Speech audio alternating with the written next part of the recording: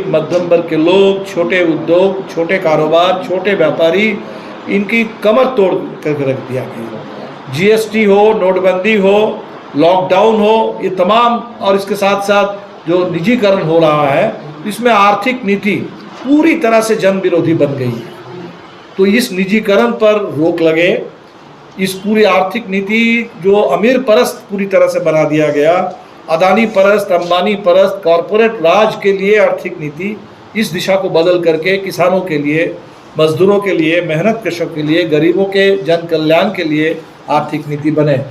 हमने सरकार की जवाबदेही, क्योंकि लगातार हम देख रहे हैं कि सरकार सत्ता अनियंत्रित हो रही है, सत्ता के ऊपर किसी तरह की कोई निगरानी नहीं है, और आज देश में जो एग्जीक्यूटिव है वो लग रहा है कि पूरे डेमोक्रेसी को बुलडोज कर रहा है। तो सत्ता के ऊपर निगरानी, सत्ता के ऊपर नियंत्रण, सत्ता का उत्तरदायित्व तय करना, जो जिस समय कॉन्स्टिट्यूएंट असेंबली में डिबेट हुई थी और कुछ लोग चाहते थे कि भारत में प्रेसिडेंशियल सिस्टम बने, बाबा साहब ने कहा कि नहीं, पार्लियामेंट्री सिस्टम बने, ताकि इस देश में सत्ता के ऊपर संसद के जरिए जनता की ओर से थोड़ा नियंत्रण, थोड़ी निगरानी हो, संस्थाएं काम करें, मीडिया काम करे, ताकि सत्ता बेरोक टोक ना हो जाए।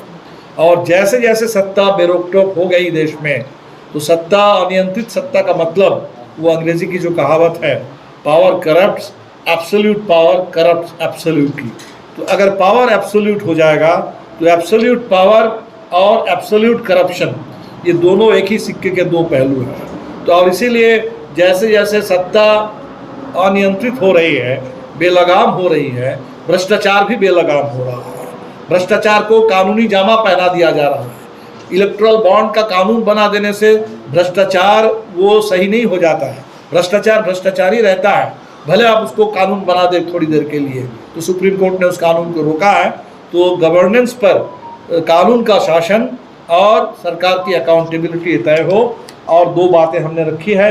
एक है कि देश का जो संघीय ढांचा है वो लगातार कमज़ोर हो रहा है। इसमें गवर्नर को तो एक तरह से, पूरी तरह से हम देख रहे हैं कि तमाम विपक्ष शासित राज्यों में वो केंद्र सरकार के रूलिंग पार्टी के एजेंट के रूप में काम कर रहे हैं। तो हमें तो लगता है कि अब समय आ गया कि गवर्नर का पोस्ट ही खत्म कर दिया जाए। ये पोस्ट का दुरुपयोग नहीं हो रहा है। ये गवर्नर का जो पोस्ट है वो यूनिवर्सिटी के वाइस चांसलर के रूप में भी, तो ये पूरे फेडरलिज्म ख़त्म कर रहा है। हमें लगता है कि इस पर देश के फेडरलिज्म को फिर से मजबूत बनाने की ज़रूरत है।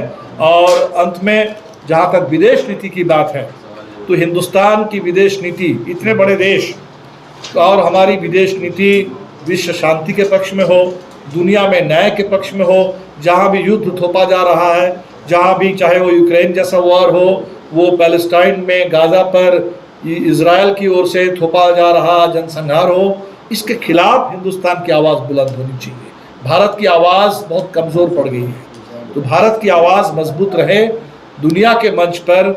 और हमें लगता है कि जिस तरह से भारत को अमेरिका के साथ और इजराइल के साथ बांध के रख दिया गया, और उतना ही पड़ोसी देशों से हम अलग थलग पड़ते जा रहे हैं। अभी श्रीलंका से भी हम अलग थलग, नेपाल भी हिंदुस्तान से अब नज़दीकी नहीं महसूस करता, बांग्लादेश भी नहीं करता।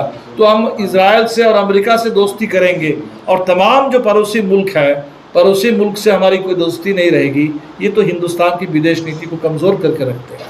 तो हमें लगता है कि देश में हमारी विदेश नीति को भी एक विश्व शांति के लिए, जो हमारे पड़ोसी मुल्क है उनके साथ और बेहतर मित्रता के लिए, और दुनिया भर में भारत के मज़दूरों को, प्रवासी भारतीयों को भी सम्मान मिले और विश्व शांति और भाईचारा उसकी गारंटी हो, इस दिशा में बढ़ना चाहिए। ये 15 मुद्दे हैं और हर मुद्दे पर हमने 4-5 मांगें रखी है। और आप कह सकते हैं कि इस दौर के लिए सबसे प्रमुख जो सवाल उभर करके आए हैं आंदोलनों के ज़रिए, उन सवालों को हमने इसमें शामिल किया है देश के लोकतंत्र को मजबूत बनाने के लिए।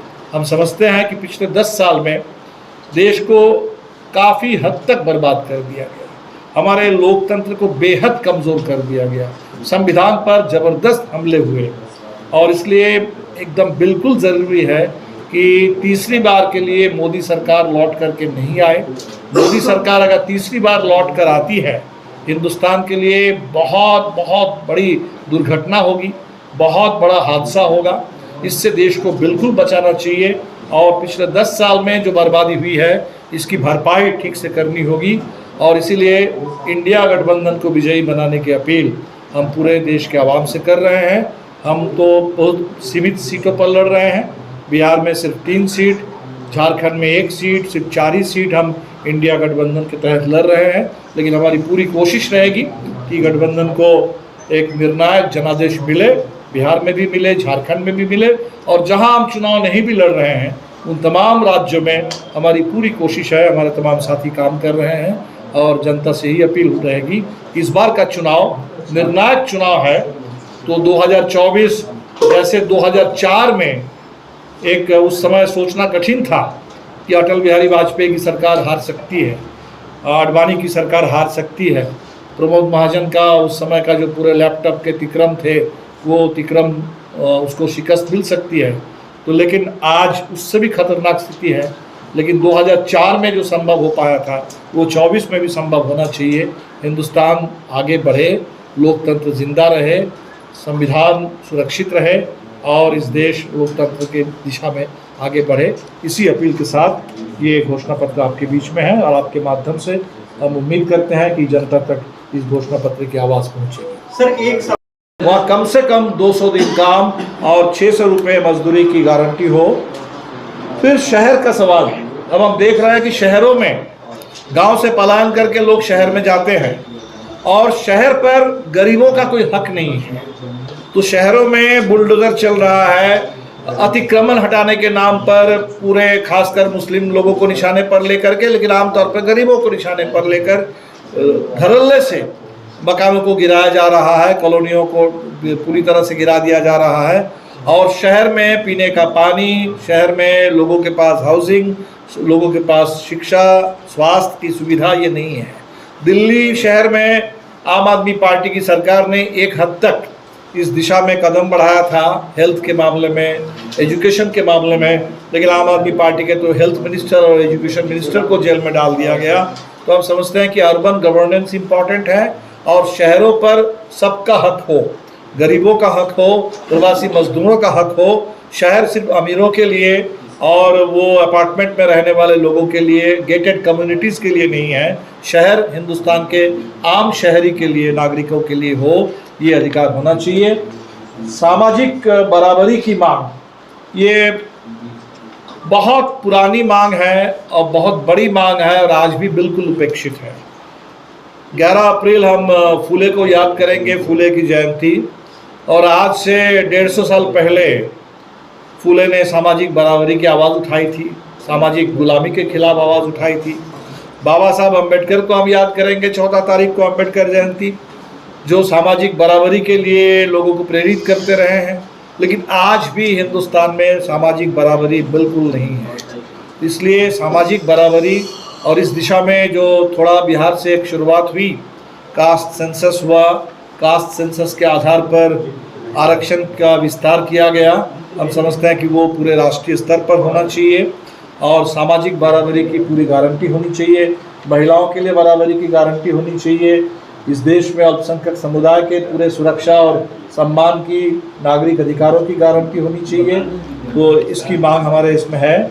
महिलाओं के लिए खास तौर पर जो आरक्षण लागू किया गया, और लागू तो नहीं किया गया, कानून पारित हुआ, लेकिन कब लागू होगा कोई ठिकाना नहीं है। तो हमने सोचा कि ये महिलाओं के साथ बड़ा धोखा हुआ, तत्काल इसको लागू करना चाहिए। और नौकरी में 50% महिलाओं के लिए आरक्षण, ये तमाम स्थानीय निकायों पर भी 50% आरक्षण, इसकी हमने मांग की है।